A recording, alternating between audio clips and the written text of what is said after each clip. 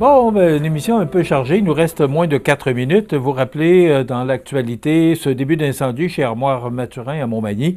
Tout ça, ce début d'incendie a débuté dans le dépoussiéreur de l'usine qui aurait déclenché le système d'alarme et par le fait même mettre en fonction les gicleurs automatiques. Donc, les employés de l'usine là, qui ont été forcés d'évacuer les lieux. On sait qu'il y a des règles bien strictes là, pour les entreprises, là, pour l'évacuation du personnel. Donc, ça s'est fait dans l'ordre.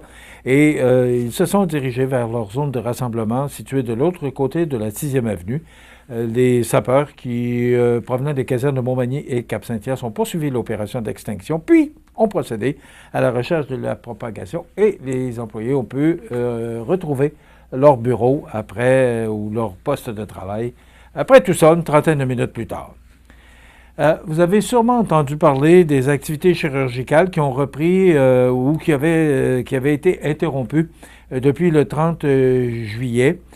Ça a repris progressivement depuis lundi, le 25 août. Ce qu'on dit, c'est que ces 295 chirurgies là, qui ont été malheureusement qui ont dû être mises de côté.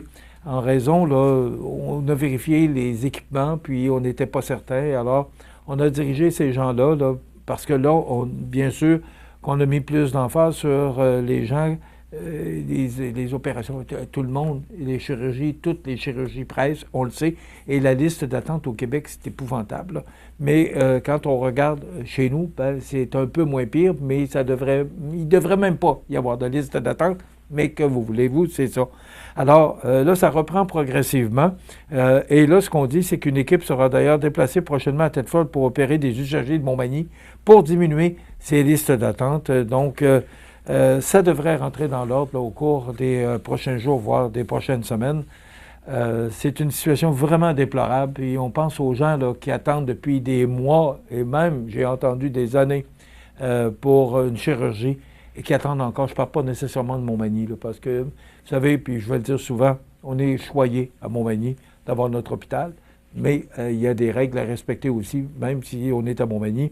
Notre hôpital doit suivre les règles du ministère de la Santé. Donc, ça devrait rentrer dans l'ordre et on espère que si vous attendez une opération, que prochainement, votre vœu sera exaucé. C'est ce qu'on vous souhaite avec le plus grand cœur.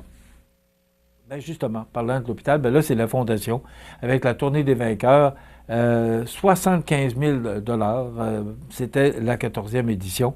Donc, on avait fixé un objectif de 55 000, on l'a monté à 60 000, on va chercher 75 000 42 participants de plus, c'est quand même très important de le mentionner, donc bravo.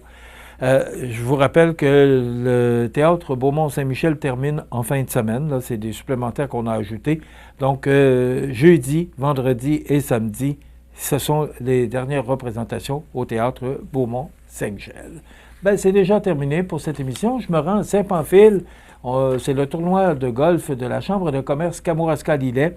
Alors, je ferai partie du quatuor avec Nicolas Turcotte, propriétaire du magasin Bouffard Sport, et de Daniel Bois de la clinique de l'audition. Donc, je vous parlerai quelques secondes de ça demain. Catherine Couillard sera notre invitée, entre autres, demain, pour nous parler de cette belle activité. Les musiciens qui arrivent ce soir, entre autres, 3 jours de belles festivités à Montmagny pour le Carrefour mondial de l'accordéon. Dans quelques instants, les avis de décès. Passez une bonne journée. À demain.